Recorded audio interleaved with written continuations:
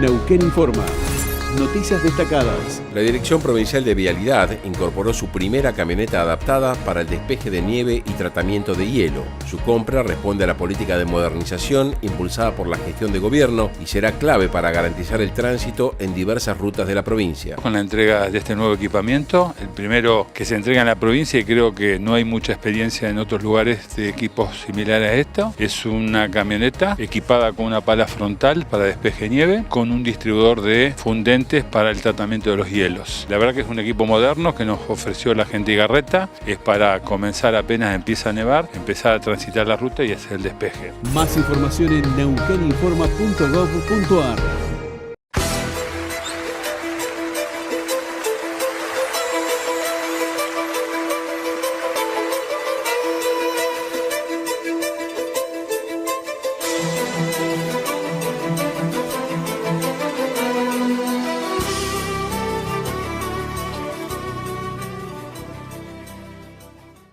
¿Qué tal? ¿Cómo está? Bienvenido, buenas noches. Mire, vamos a hablar de política y vamos a hablar de educación en este encuentro. Y le contamos o le adelantamos de qué vamos a estar hablando, porque claro, presentados así son dos temas muy densos. De educación vamos a hablar acerca de las universidades y de las provincias, particularmente de una provincia y de las universidades públicas.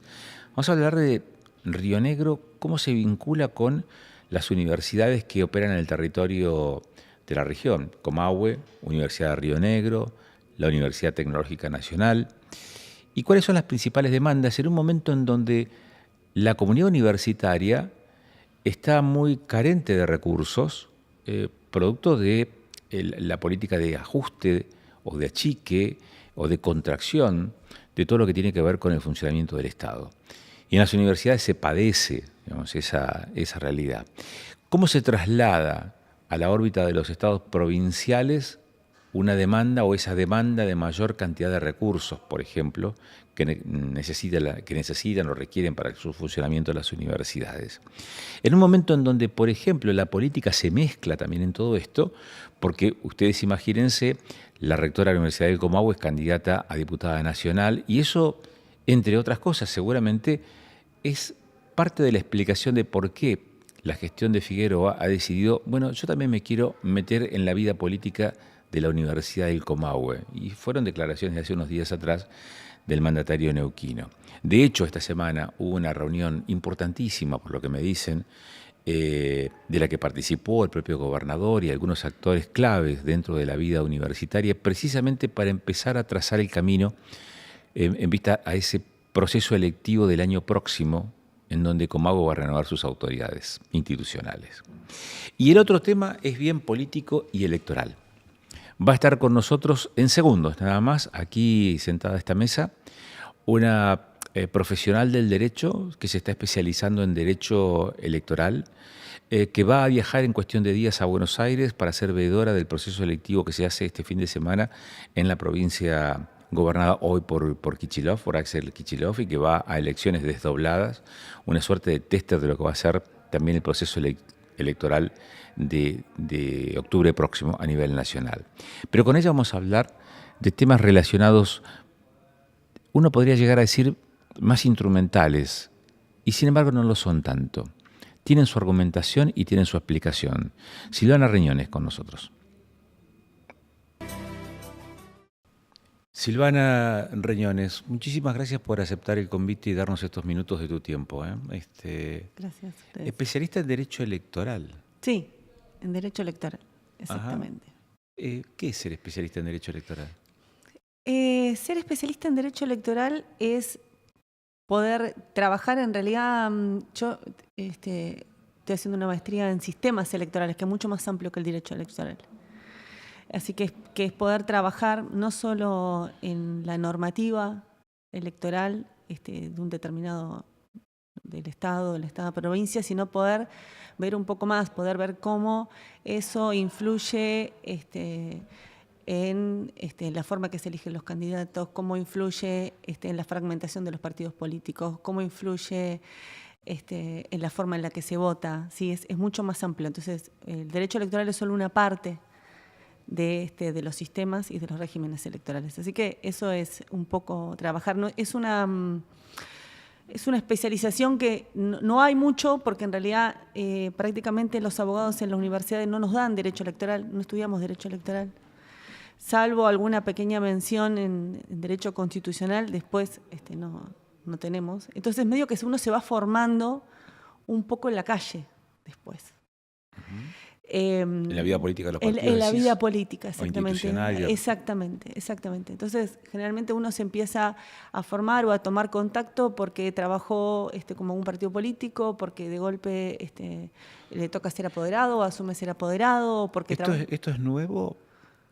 Digo porque, fíjate que han surgido innovaciones en los últimos años con la boleta única electrónica en el caso de Neuquén o con la boleta única papel, que es la primera vez en Argentina, pero después como que ha sido demasiado conservador el esquema o la forma de votar en la Argentina, salvo por algunos momentos muy particulares, pero que no cambió el sistema, por ejemplo, la incorporación del voto femenino, ¿no? Sí, en realidad hubo, a saber, el sistema como sistema ha cambiado un montón, sobre todo te diré, desde la incorporación de las PASO, hubo muchos cambios, sobre todo con todo el régimen de financiamiento, cuando se dicta la ley de democratización. Y pero todo son el cambios sistema recientes estos. Sí, son de los últimos 20 años, 15, 20 años, pero que de alguna manera llevaron a los partidos a tener que profesionalizarse. El sistema de financiamiento de los partidos políticos, que fue un cambio muy importante, porque no solo que introduce muchos cambios en lo que tiene que ver con la transparencia y con la rendición de las cuentas, con sanciones graves, no solo para el presidente, sino también para el tesorero, para los responsables de campaña, obligaron a los partidos a tener que pensar, a profesionalizarse, a buscar un contador, a formarse. Bueno, eso provocó un cambio importantísimo en los partidos. Después, ni hablar que con las PASO, que también fue una reforma importante. Bueno, nosotros acá en Neuquén también tenemos un código electoral que es nuevo, que es medianamente nuevo, con algunas modificaciones, no sé si tanto, bueno, creo que si se quiere, para lo más visible fue la incorporación de la boleta única electrónica, eso fue un cambio importante para Neuquén, pero después digo, a nivel de lo que tiene que ver con la forma en que se arman los partidos, la regulación, cómo tienen que llevar adelante la vida partidaria, cómo tienen que rendir su fondo, cómo se van a hacer las campañas, cómo se van a rendir. Todo eso en los últimos años ha pegado un quiebre y ha hecho que incluso los partidos tengan que pensar, ya el apoderado no es cualquier afiliado como era antes. Yo me acuerdo cuando empecé a trabajar. No un actor político, sino claro, un profesional. Exactamente. Entonces, con un rol de la justicia electoral mucho más activo, mucho más controlador, mucho más, o sea, no solo se controlan los afiliados. Una consulta hay una canción de, creo que es Larralde. Uno de los versos dice: no por mucho caminar es señal de ir avanzando. ¿En qué medida lo electoral en estos cambios que se han ido dando en la Argentina son un signo de avance o de evolución, no de involución? Y pregunto esto porque, por ejemplo, este año nos encontramos con que PASO no hay. Y en su momento se lo planteó como un logro, y la eliminación de los PASO se lo plantea también como una evolución. ¿Por qué podemos decir que, digamos, todo lo inherente a la regulación de los procesos selectivos en la Argentina han ido evolucionando o no? Yo creo que en varios aspectos, a ver, tiene varias cuestiones para ir pensando. La primera tiene que ver con las PASO. Cuando salieron la ley de las PASO, creo que era una medida que lo que buscaba era de alguna manera hacer más democrática la vida interna de los partidos. Había como un reclamo de que los partidos terminaban eligiendo sus candidaturas de formas poco democráticas. Eso era real, era un reclamo, con listas que se obligaban o que se consensuaban, esas listas únicas en las que las internas no siempre se consensuaban, sino que no se daban. Eso era parte de una práctica que ya se venía denunciando y que se conocía. Entonces, de alguna manera, creo que las PASO intenta democratizar algo que es importante, que es la selección de las candidaturas. A ver, si tenemos en cuenta que, por lo menos en Argentina y en muchos países de Latinoamérica, más allá de que se está discutiendo, porque también es cierto que la Corte Interamericana ya se discute y se plantea esto de decir, ¿está bien que sean los partidos los únicos que puedan nominar candidaturas? ¿Y si no, qué? Por ejemplo, podría pensarse en un esquema en el que sean las personas, que uno pudiera, por ejemplo, hay sistemas en el que son las personas, yo mañana me quiero presentar como candidata a legisladora nacional, juntaré determinado número de avales o de firmas y podría presentarse, se discute y se plantea si son los partidos, es una decisión de nuestro Estado y de muchos otros estados latinoamericanos, ¿no? que tengan los partidos el monopolio de las candidaturas. ¿Es la única opción? Quizás no. Se discute y está en crisis. Entonces, al ser los partidos, ¿cuál es la función más importante de los partidos? Que tienen no solamente, como tienen el monopolio de las candidaturas, se pone el ojo en cómo se seleccionan esas candidaturas. ¿Cómo se hace ese proceso de selección? ¿Se cumplen los procesos democráticos que establecen las cartas orgánicas, que casi todas tienen previsto los sistemas de interna y que además se le fue incorporando adentro de la regulación mismo de los partidos? Por ejemplo, todo lo que tiene que ver con el cupo también se exigió a los partidos. Entonces, la pregunta es ¿cómo se seleccionan las candidaturas? Yo creo que las PASO venían a, de alguna manera, transparentar y permitir que adentro de un espacio político, ya sea un partido o una alianza, pudiera debatirse las internas libremente. Por supuesto, cumpliendo con los requisitos, pero libremente. Entonces, en algún punto, y de hecho, si bien después, por supuesto, hubo quienes dijeron, bueno, no, en realidad los partidos más importantes o los partidos, más importantes en cantidad de afiliados de partidos nacionales, en realidad tampoco es que no se justificaba el gasto porque no hubo tanto debate interno. Bueno, hay una cuestión económica en el planteo, una cuestión del gasto, de la inversión, como quieras llamarlo, pero también una cuestión de estrategia. Hubo partidos que eludieron las PASO solamente creando un nuevo sello político que los cobijara. ¿Sí? Y dejando a otros actores que compitieran con el viejo sello, Unidad Ciudadana y el PJ, Randazzo y Cristina. ¿Sí? Es un ejemplo. Y es un ejemplo de decir, bueno, no vamos a las PASO. O sea, nos presentamos en las PASO porque es un requerimiento de ley, pero el tema de la designación de candidatos por interna queda desvirtuado, queda desdibujado. Sí, queda desdibujado. Y sí, y de es hecho... decir, la herramienta nos sirvió... ¿O la cultura política de los argentinos se puso en crisis ahí? Sí, yo creo que la herramienta, según los informes, si uno mira de alguna manera, hay informes muy interesantes que ha hecho CIPEP, es el Centro de Investigación Política Electoral de Argentina. Ellos tienen informes interesantísimos y cuando se discutía las PASO, ellos hacen un informe y señalaban esto de que la participación, que la herramienta como tal había servido.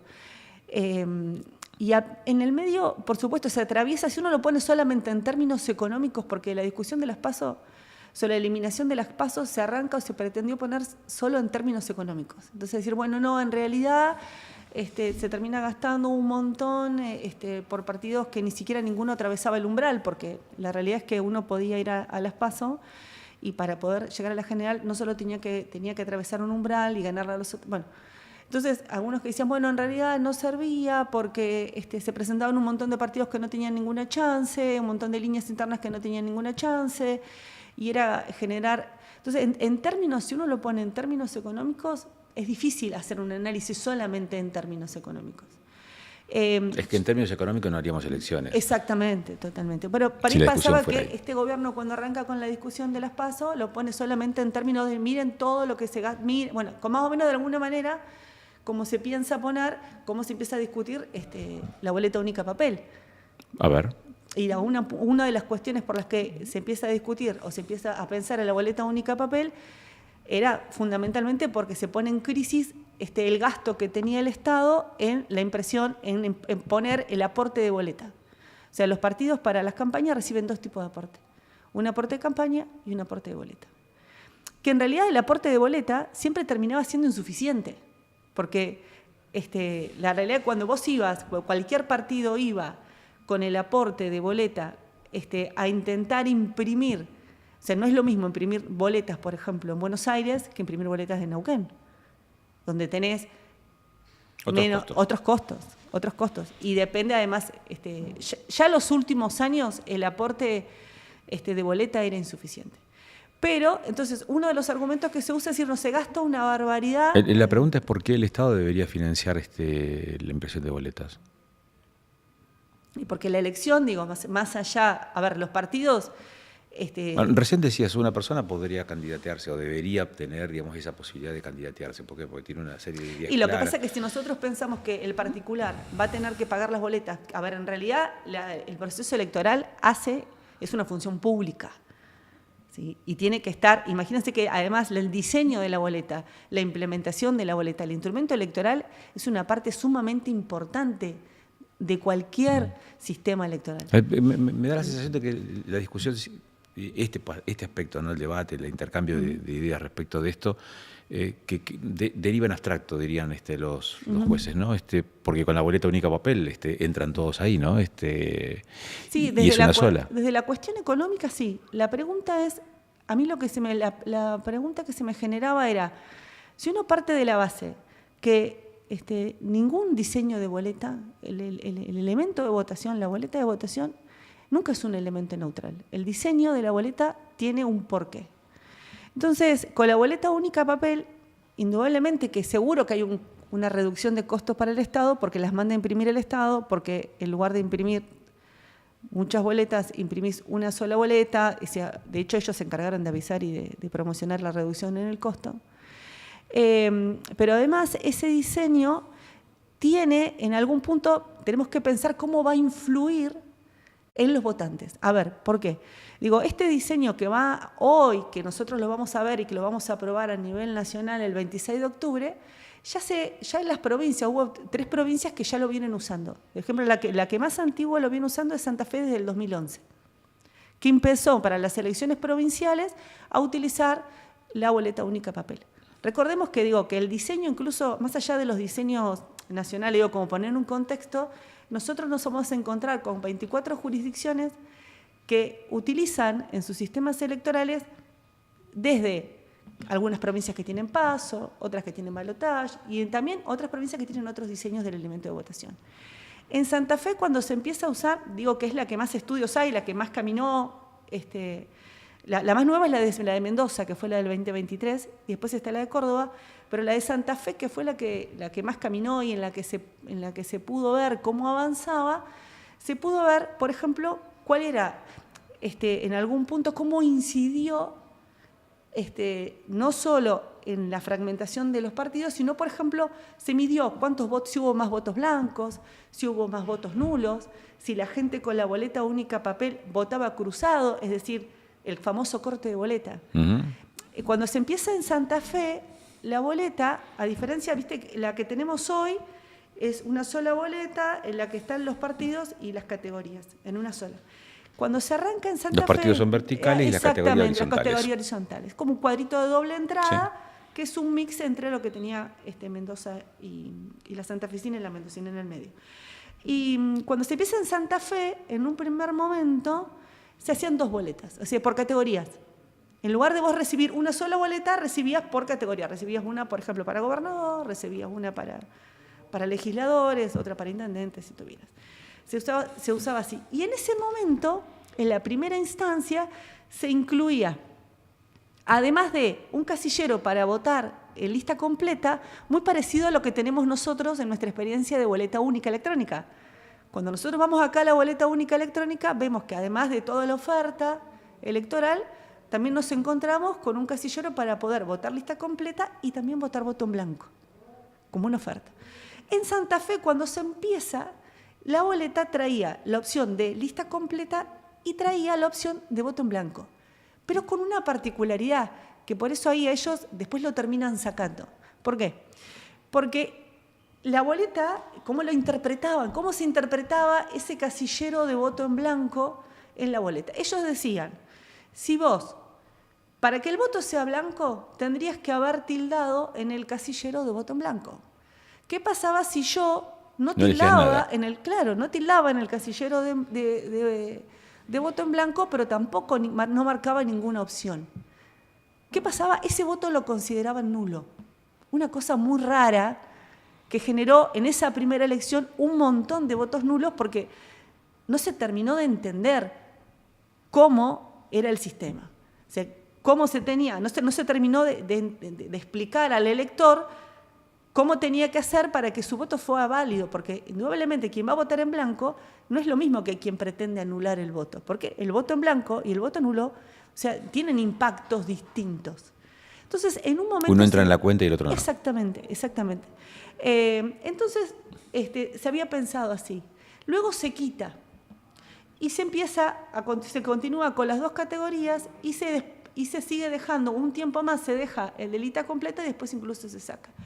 ¿Qué es lo que se observa en Santa Fe?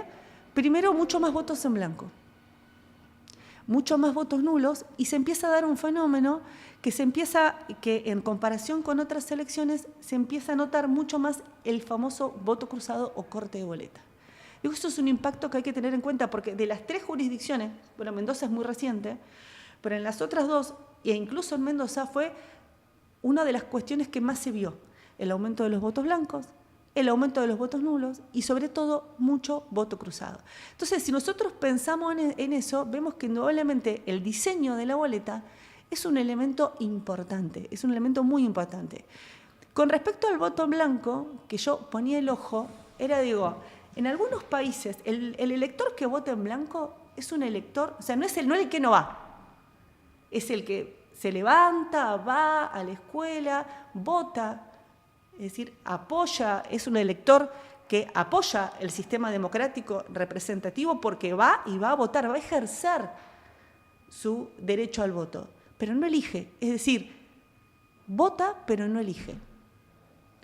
Y eso también es un mensaje, como el voto en blanco en Argentina tiene una historia. Es más, si uno se pone a mirar acá en el local, las elecciones del 23 para gobernador y legisladores, por ejemplo, para gobernador creo que hubo 14.000, 3 y pico por ciento, 14.000 votos en blanco, 18.000 para legisladores. Es mucho más de lo que sacaron la mayoría de las colectoras que apoyaban el MPN. Ninguna de las colectoras que apoyaba el MPN, bueno, no entró una sola. Que casi ninguna entró, de las que iban con el MPN, no con comunidad. Perdón, sí. Sí, no con sí. Las del MPN, que fue las que no entraron, sí, las de comunidad, sí. Algunas lograron poder incorporar diputados, pero las del MPN, ninguna de esas casi no superaron el 2%. El voto en blanco llegó a 3,4, creo. Entonces, indudablemente es un mensaje. No sé, no es una fuerza política, indudablemente es un mensaje. A tal punto es así, que si nuestra historia tiene llamados al voto en blanco, por ejemplo, sobre todo en el peronismo, pero recientemente, si miramos un poquito, en las recientes elecciones de Bolivia, Evo manda a llamar al voto en blanco, y el voto en blanco llegó al 19%. Anular el voto, porque ellos anulaban el voto. Entonces es una expresión, y la pregunta es, en el diseño de la boleta, es esa expresión, yo creo que la boleta tiene que permitir que no se confunda, porque el problema es que la lectura del voto en blanco siempre es una lectura incómoda, porque no es un mensaje, es un mensaje a la clase política. Es decir, nosotros estamos eligiendo, venimos a votar, pero la verdad que la oferta no. Ahora, ¿cómo lo leemos? Entonces, a mí me parecía importante pensar, esta expresión política que no es marginal. Si vemos los números, no es marginal. Y si vemos, por ejemplo, incluso pensando en nuestra realidad local, sacó mucho más que un montón de fuerzas políticas, con trayectoria, con candidatos, con campaña. Y la verdad que en Neuquén no hubo una campaña, nunca hubo campañas al voto en blanco, o menos que yo recuerde. No es una provincia que se caracterice por fuerzas políticas que llaman al voto en blanco. Entonces debería tener, es para pensarlo, yo digo como tópico, debería tener un lugar, debería poder contarse en el elemento, si el elemento de votación, más allá de una forma de elegir y una forma de poner en marcha, es la acción de la democracia, ¿no? La parte más tangible, que es esto de que a nosotros nos permite poder constituir nuestros órganos de gobierno a través del voto. Y la idea es que el sistema electoral busca que la fuerza o la mayor cantidad de fuerzas políticas puedan participar en un principio amplio de participación. Digo, tenemos que darle lugar a que esa expresión de los electores, que no es un número, ya digo, no es un número marginal, pueda ser por lo menos contabilizada o leída correctamente. Porque ¿qué pasa? Muchas veces, ahora en la boleta nueva no hay lugar para el voto en blanco. Es decir, uno puede, para votar en blanco, va a agarrar la boleta de papel, la va a doblar y no marcó ningún casillero. ¿No es cierto? Ahora, ¿cuáles son las lecturas que se van a ir ensayando o que se pueden ensayar sobre esto? Porque incluso pasó cuando se pensaba o se empezaba a analizar las primeras experiencias de las provincias. Era decir, no, bueno, el voto en blanco se debe porque efecto cansancio, dicen. Bueno, en la boleta actual, el efecto cansancio no tendría mucha lógica porque tenemos dos categorías, o sea, no es, podemos decir que un elector se cansa leyendo dos categorías, pero en las elecciones provinciales, cuando se empieza a implementar, había más categorías. Entonces, uno decía el efecto cansancio, el desinterés que genera confusión, otros decían que no se entendía. Entonces, siempre se buscan, como de alguna manera, las lecturas más amables con la clase política que prefiere mirar para otro lado. Hay otros países que tienen otro trabajo. Por ejemplo, en Colombia, es re interesante el caso colombiano, porque en Colombia el voto en blanco, sí, el voto en blanco supera, de hecho lo metieron en la reforma constitucional. No solo que vos tenés que tener, ellos tienen como un umbral, el umbral es el piso de votos válidos, sí. Bueno, sino que si además el voto en blanco supera determinado cantidad, determinado piso, la elección se repite. Está muy interesante y te escuchaba con mucha atención, digamos, todas las lecturas que se pueden ir haciendo y las argumentaciones de por qué empezar a considerar en otros términos, digamos, con mayor amplitud, con un abanico mucho más amplio y generoso, la interpretación del voto en blanco. Pero me quedo con una sensación amarga, es que si tenemos voto en blanco, tenemos votos que son anulados, es profeso, tenemos gente que no va a participar. Uh-huh. Lo que tenemos es una poca atracción por las opciones políticas de la Argentina. Sin duda. Y probablemente el mayor interés debería pasar por ahí.